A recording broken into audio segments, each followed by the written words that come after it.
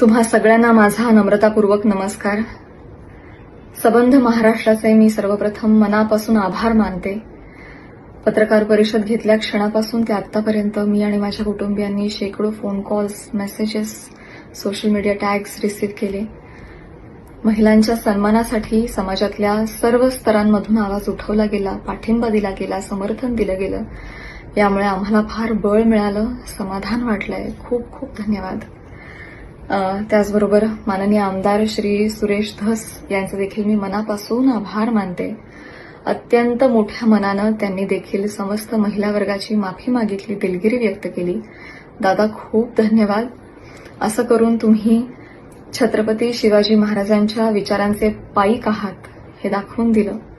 छत्रपतींची भूमिका महिलांच्या सन्मानासाठी किती कठोर होती हे आपण सगळे जाणतो आणि ही छत्रपतींची भूमी आहे आणि त्यांचे विचार इथे पुढे चालवले जातील हेच तुम्ही या कृतीतून दाखवून दिलंय.